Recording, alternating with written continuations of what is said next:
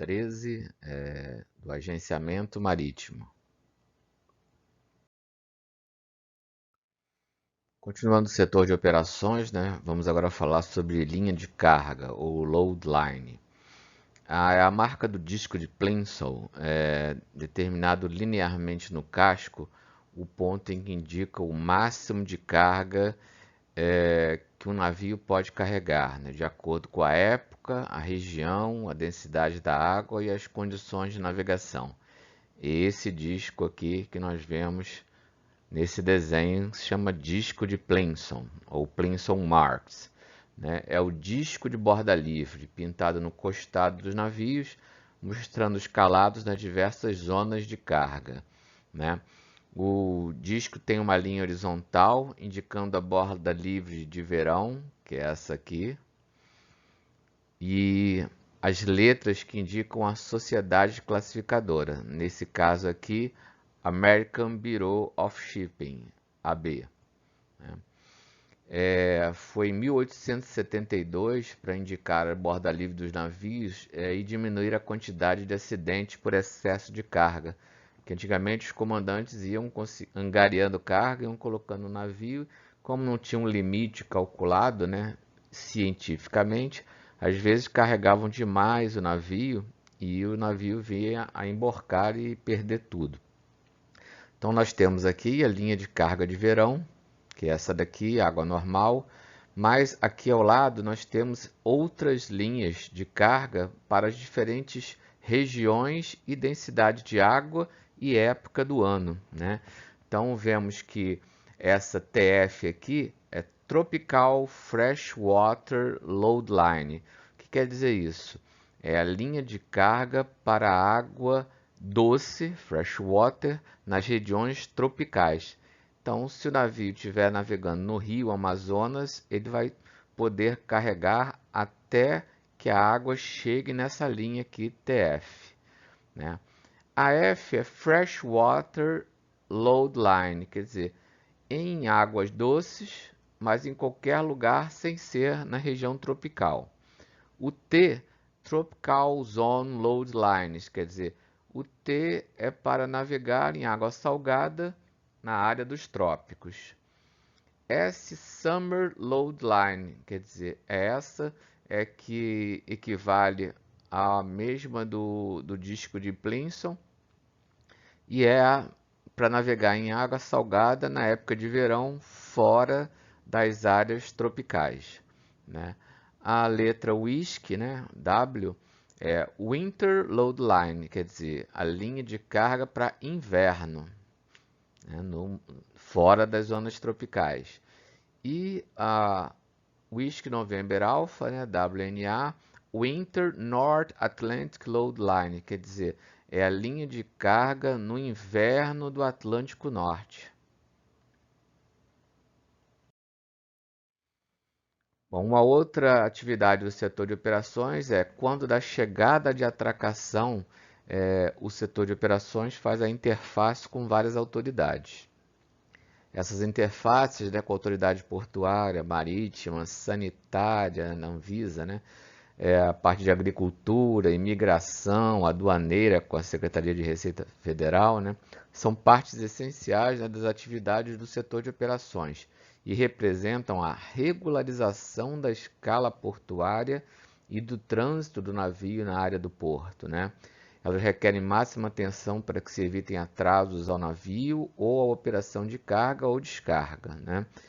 Na atualidade, essas interfaces foram facilitadas pelo sistema Porto Sem Papel. Nós já comentamos aqui em aulas anteriores, né, que consiste de um portal que transitam dados e documentos inerentes aos processos dessas autoridades, marítima, portuária, né, e são inseridos pelo agente marítimo. Né? Então, o agente marítimo tem que saber e ser credenciado para atuar no sistema Porto Sem Papel. Dados incorretos ou incompletos, divergentes, né, causam uma indicação sobre a necessidade de correção nesse sistema. E acontecerá no sistema para que outros, né, no intuito de desburocratizar, simplifiquem e homogeneizem os procedimentos. Então, o Porto Sem Papel é bastante utilizado hoje em dia nos portos que já tem ele em efetividade, interligando todas essas autoridades e fazendo com que os documentos, os pagamentos de taxa sejam feitos de acordo com a necessidade e liberando o agente para ir para uma nova etapa do Porto Sem Papel até obter o passe de entrada e depois o passe de saída do navio do porto que vem da autoridade marítima. Com a devida antecedência, né, 24 ou 12 horas antes da chegada em caso de porto de procedência próxima, né, essas informações sobre as condições sanitárias da embarcação e da tripulação devem ser transmitidas para a Anvisa, né, juntamente com as respectivas taxas pagas, taxa de livre prática. Né, Quando se paga essa taxa de livre prática e se coloca o número do boleto que foi pago lá no Porto Sem Papel, você obtém o certificado de livre prática, que trata o documento emitido pela Saúde dos Portos, né, a Anvisa, atestando que o navio e a tripulação estão em condições sanitárias e de saúde satisfatórias e logo, né, tem trânsito livre no porto e nas imediações e não representam risco à saúde da comunidade local. Então o navio pode entrar no porto, atracar, fundear, né. Determinadas situações, né, quando os navios vêm de áreas endêmicas, ocorre um óbito a bordo na viagem, né, algum tripulante abatido por determinados tipos de patologia, né, nos últimos 30 dias, como a gente vive, né, a Covid-19, se tem alguém a bordo doente, tudo isso impossibilita a concessão desse certificado, sem vistoria e inspeção da embarcação, pela essa autoridade, que é a Anvisa. E dependendo da gravidade da situação, essa embarcação pode ser posta em quarentena, quer dizer, não pode nem atracar, nem fundear, ou pode fundear em local de quarentena, né? Local em que essas autoridades julguem não representar um risco para a comunidade local, daquele porto, daquele país, e nem a própria embarcação e a sua tripulação. Apesar de autorizado a atracar, né, o navio só pode começar a operar a carga se houver a anuência das autoridades envolvidas, quer dizer, Anvisa, Receita Federal, Polícia Federal, em alguns casos o Ministério da Agricultura e as Forças Armadas, dependendo de qual for a carga, né?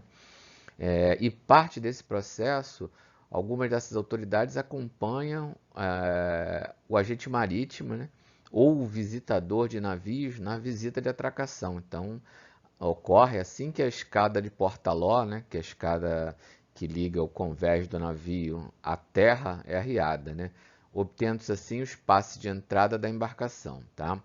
Então, determinados terminais privativos, como é o exemplo do Porto de Tubarão, no Espírito Santo, e na Ponta da Madeira, no Maranhão, eles possuem permissão de iniciar esse carregamento, mesmo que esse processo burocrático junto a essas autoridades não esteja concluído ainda. Quer dizer, isso foi possível por medida judicial do proprietário do terminal com a justiça brasileira. Mas o normal é se esperar essa autorização das autoridades brasileiras para que se inicie essa atracação e essa operação, tá?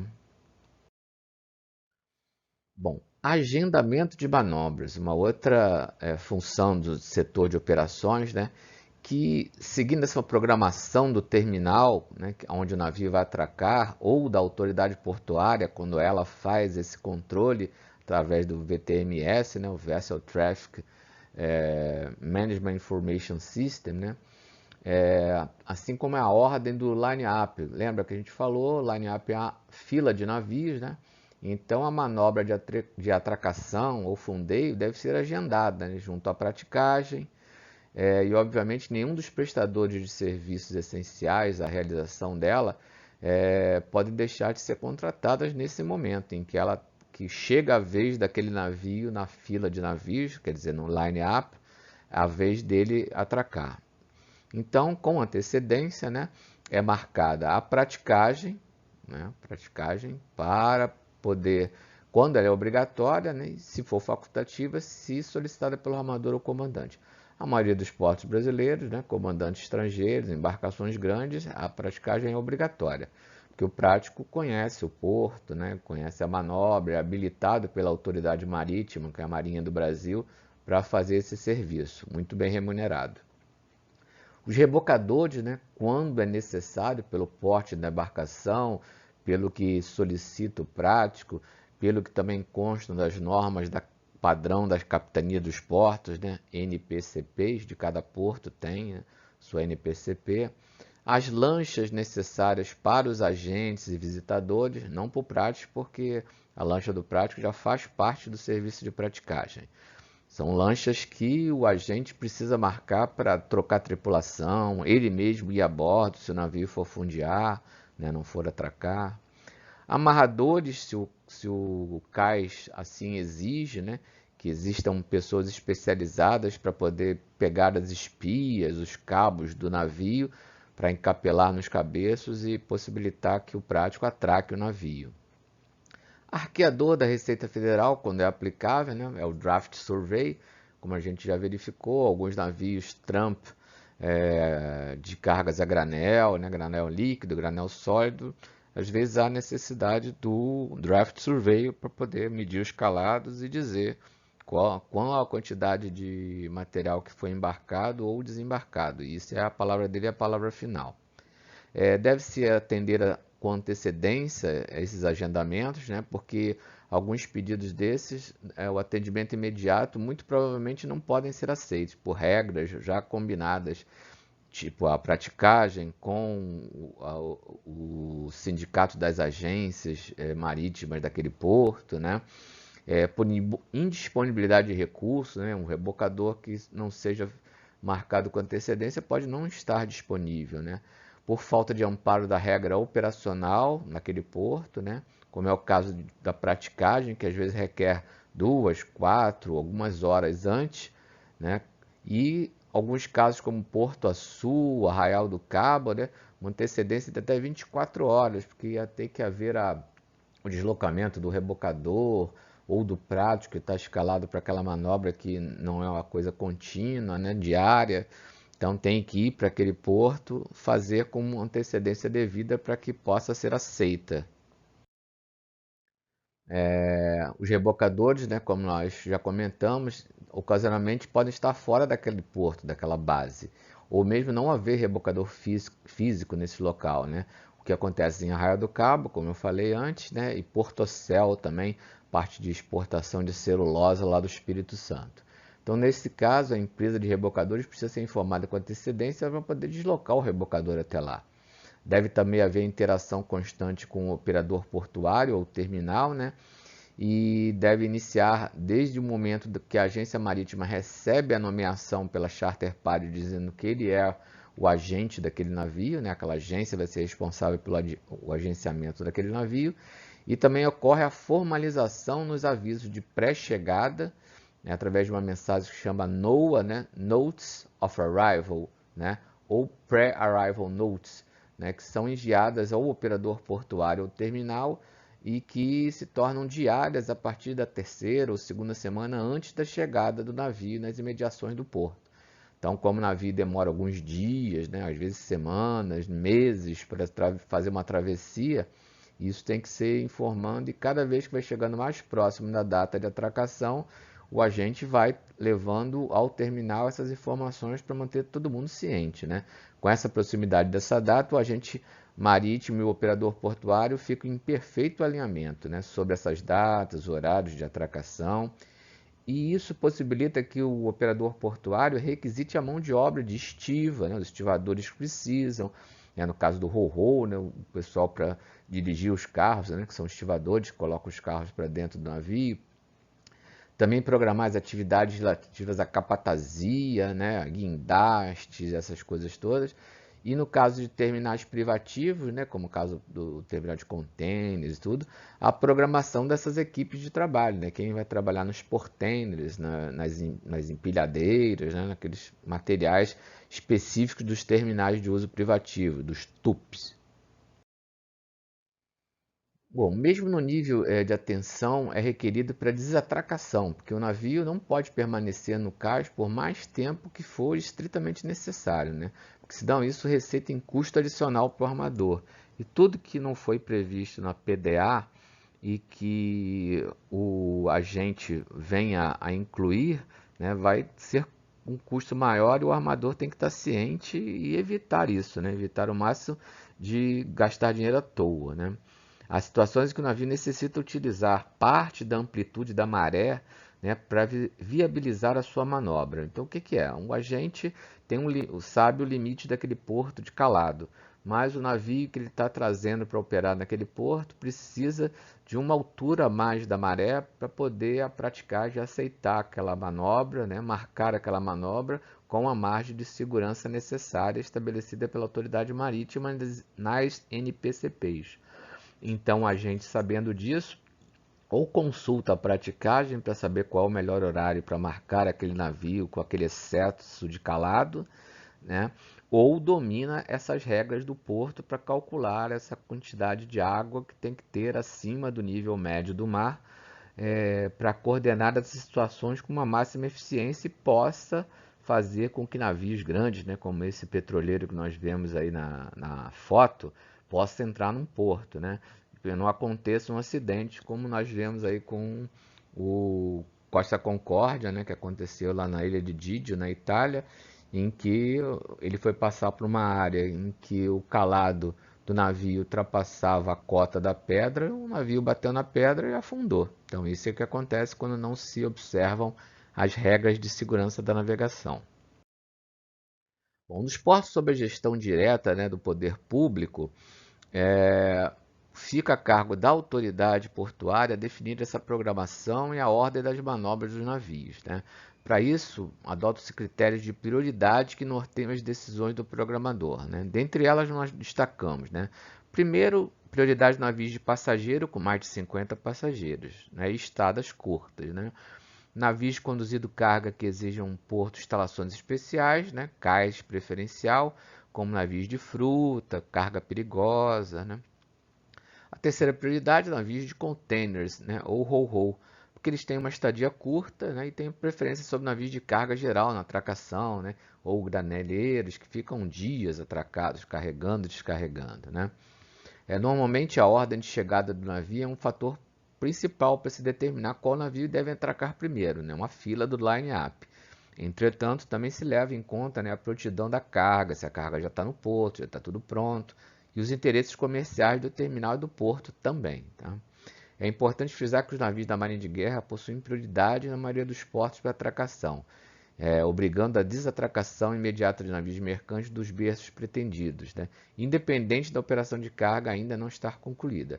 Isso normalmente não é exercido, né? Mas em caso de conflito e tudo, a Marinha de Guerra procura programar as atracações com antecedência e aí os terminais, os portos ficam sabendo e fazem a sua programação correta. Bom, no processo de programação com as autoridades portuárias também são necessárias você informar nome da embarcação, nacionalidade, armador, proprietário, quando não for o mesmo, né?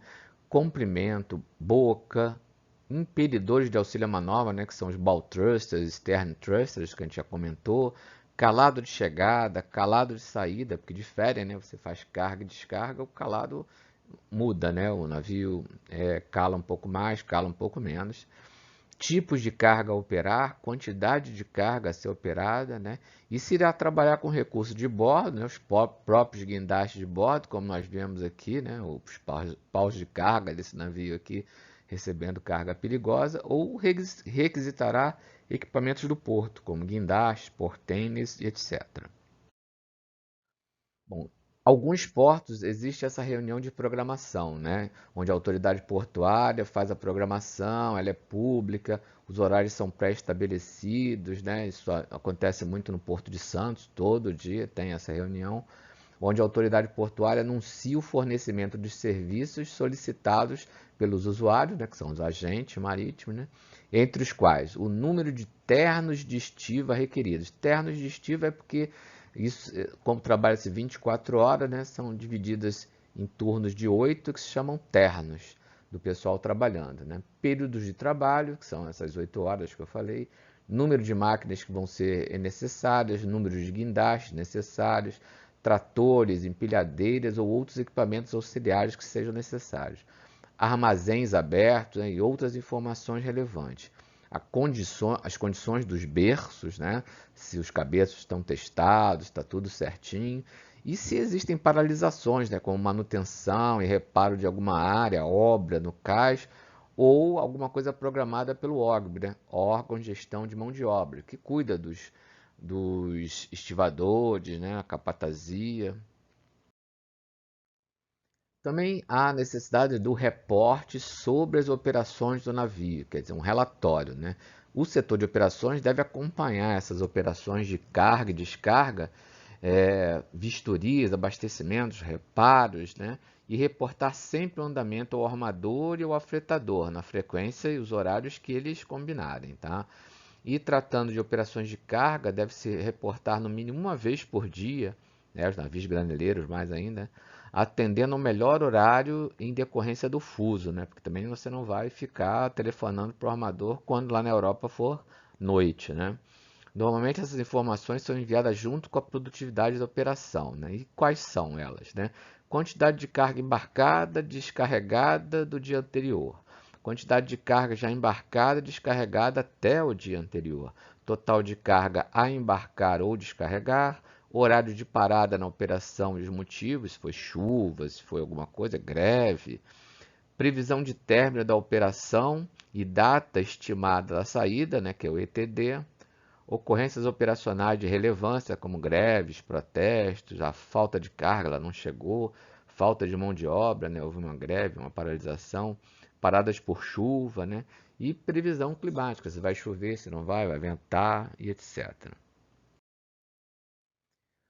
Também é fundamental, né, informações da Charter Party, né, que é aquela a carta partida, né, que nomeia o agente, sejam sabidos, né, para melhor defender os interesses do cliente, né? Quais são elas? Regras para emissão e o aceite do NOR. O que é o NOR? NOR é Notice of Readiness, aviso de chegada e prontidão para operar. Então, um navio tem muitas coisas, muitas datas, tempos corridos a partir do recebimento do NOR, tá? A prancha de carregamento ou descarga, como vai ser feito, né? A demurrage ou despachos estabelecidos, Laycan, né, que é o período em que o navio deve chegar para operar, e o canceling date, que é a data limite para que o afretador aceite aquele navio, né? A quantidade total de carga fechada, né, mais uma variação aceita. Então, tem um percentual, né? Moulon, né, more or less at owner option, quer dizer, um percentual de variação cuja aceitação está a critério do armador. Então, aquela carga vai chegar a 20 mil toneladas. O Moulon de 10%, então pode chegar de 18 mil a 22 mil, em cima daquele valor declarado. Ou Mole Shop, ou MOCO, né? More or less at charter option, quer dizer, é um percentual a opção do afretador. Então, estou exportando soja, estou levando lá não sei quantos caminhões de soja, dão tantas toneladas, mas na hora que embarca no navio, o draft survey calculou um valor menor. Dentro desse MOCO ou MOSHOP, está aceito, a carga está aceita, é isso mesmo. Aconteceram perdas na vinda que não foram detectadas, mas o que o draft survey disse é que é a verdade, que foi embarcada. Outra atividade são os relatórios de atracação e desatracação, né?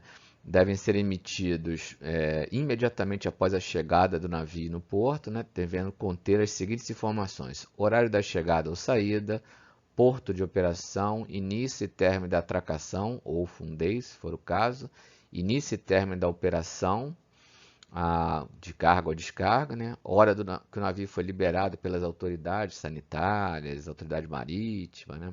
Autoridade portuária. Hora do Notice of Readiness, né? Informando o aceito do navio para começar a carga, descarga. O calado de chegada e o calado de saída. Combustível e água na chegada e na saída, para ver necessidade de reabastecimento, bem como fornecidos durante a estada do navio. Quer dizer, se foi lá um batelão para fazer o bunker e o navio abasteceu de óleo diesel e assim por diante. Condições do porto e do clima, né, se está tudo certinho. A documentação de carga, né, que é o Notice of Readiness, que a gente já viu. O SOF, que eu vou falar posteriormente para você. O Stowage Plan. o Mate's Receipt, Letter of Protest, a gente vai ver isso tudo a seguir. Isso tudo no relatório de saída do navio. E observações sobre fatos operacionais relevantes. A documentação de carga e a documentação operacional, né? São documentos mencionados no slide anterior, né? Que agora nós vamos ver com detalhes, e são enviados ao armador junto com o relatório de saída do navio, e requerem uma conferência do conteúdo antes da assinatura para assegurar a plena correção, para que o armador não veja erros depois que a agência mandar esses documentos de saída. O Notice of Readiness, já viu, né? Trata-se de aviso emitido pelo embarcador ou recebedor da carga, o operador portuário ou qualquer outra parte designada, né? Formalizando a chegada do navio nas imediações do porto e pronto para operar, né? Documento de extrema importância, porque ele dispara o início da contagem do lay time, que é aquele espaço de tempo que tem para o navio chegar e operar. O SOF, que é o Statement of Facts, né? É um relatório, né? Um timesheet, quer dizer, uma planilha ou port log, é um relatório de registro de fatos que registram os fatos e os horários que serão utilizados para retratar, resumidamente, né, o que aconteceu na estada daquele navio no porto e gerar os dados para os cálculos de lay time que a gente falou que tem para começar a operar. E isso pode impactar, porque pode ter demurrage ou demurragem para se pagar, gerar despachos. Além disso, o stowage plan, né, o plano de carregamento ou estivagem de carga, também tem que ser cumprido. Nesse caso, mais de granéis, porque esse stowage plan nos conteneiros é aquele plano de carga que deve ser feito com antecedência para saber o lugar certinho para colocar os containers. O Mate's Receipt, né, que é um documento que evidencia a entrega da mercadoria ao navio, né, descreve a quantidade, as condições em que foi entregue aquele material, né, normalmente o porão em que foi estivada aquela carga. E esse Mate's Receipt serve como uma base para a emissão do Bill of Lading, né, que por essa razão o terminal, o operador portuário ou mesmo o agente marítimo recebe as instruções prévias sobre o conteúdo desses Mate Receipts, né? Também temos a carta de protesto, na Letter of Protest, que é emitida para que se manifeste entendimento ou mesmo protesto com o intuito de se assegurar as responsabilidades em disputas durante ou pós a operação. Quer dizer, qualquer litígio, qualquer discordância que existe, você faz uma carta de protesto. Ressalta-se que esse agente marítimo, né, não necessariamente será responsável por emitir esses documentos, mas depende da dinâmica do terminal, varia de localidade para localidade, mas o agente marítimo tem obrigação de participar efetivamente dessa validação desses conteúdos dos documentos, né, sempre resguardando os interesses daquele que contrata o agente, né, está representando o armador ou o afretador, então ele tem que defender os interesses deles. Continuando, né, o SOF, né, Statement of Facts, relatório de fatos ou registro de ocorrências, são traduções possíveis, né? Mas o pessoal conhece como SOF mesmo. Coloca isso no SOF, já colocou isso no SOF. O relatório comumente gera mais discussões nesse momento da assinatura. Porque os fatos, quando registrados nele, né, podem ser descritos e vão definir responsabilidade, né, sobre aquele período de tempo correspondente ao SOF. Exemplificando, né, períodos em que o carregamento foi interrompido, né, por falta de carga no costado, não chegou a carga, atrasou, não podem ser contabilizados contra o navio. O navio está pronto ali, a carga é que não chegou, certo? Ao contrário, pedidos de interrupção, né, que ocorrem porque o guindaste de bordo quebrou, ou a escotilha do porão não abriu, né? Então tem esses problemas, tudo tem que ser colocado no SOF. O agente marítimo tem papel central nessa verificação desses dados do SOF e deve intervir para que as correções sejam feitas sempre que o documento não refletir a maneira fiel dos eventos. Quer dizer, está escrito uma coisa que ele não verificou que está correto, ele pede para consertar, senão ele não assina. Bom, assistência ao navio e à tripulação, nós vimos alguma coisa lá no capítulo 1, né? Uma repetiçãozinha. O trabalho é unicamente para o armador proprietário do navio, né? Que designa como husband agent, quando é direto aquele agente para tratar do armador proprietário, né?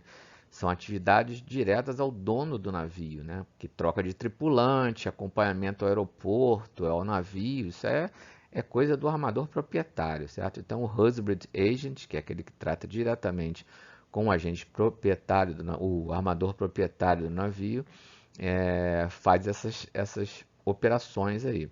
O setor de operações é que faz isso. Recebimento de peças para o navio no aeroporto, né?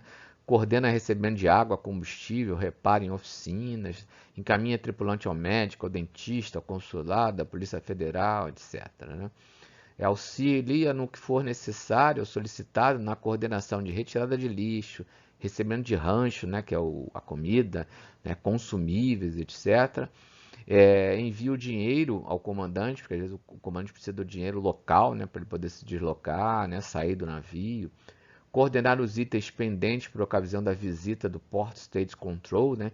Então houve uma visita lá da autoridade marítima e constatou que o navio não tinha cartas náuticas daquele porto. Então a gente tem que providenciar, comprar essas cartas náuticas para poder o navio sair. Acompanhar vistorias, né, de emissão dos respectivos documentos e certificados. Está sempre lá junto. Diversas outras atividades que podem surgir no atendimento do navio e da tripulação. E a agência não deve negar assistência ao navio, né? Porque o ponto de conflito que frequentemente a agência se depara que o armador, né, o operador normalmente, já nomeia aquela agência limitando a assistência a um nível de despesas, como por exemplo, né, $500. E o armador proprietário, se ele não se manifestar sobre essa nomeação da agência marítima, atuando como husband agent, é, esse volume expressivo de demandas em andamento resulta em custos superiores a esse montante autorizado pelo armador, operador, e isso vai criar dificuldade para depois se fechar essa PDA lá no final, como vamos ver lá no setor de custeio. Então, a agência deve gerenciar essa questão célere, né, e adequada, porque esse contexto gera risco de prejuízo, né? Porque o armador já determinou na nomeação que ele não arcará com despesas superiores a $500, né? Como aquele exemplo. Então, o armador proprietário pode, a posteriori, contestar, né? Os serviços foram contratados, foi dado o limite e eu não vou remeter fundo para cumprir porque passou e vocês não me pediram autorização, né? Com um navio já fora do porto, né, pouco restará a agência a fazer para ser ressarcida, a não ser uma ação judicial contra aquele armador quando um navio dele retornar a um porto do Brasil. Mas isso é completamente difícil, né, e a agência também fica mal vista, né?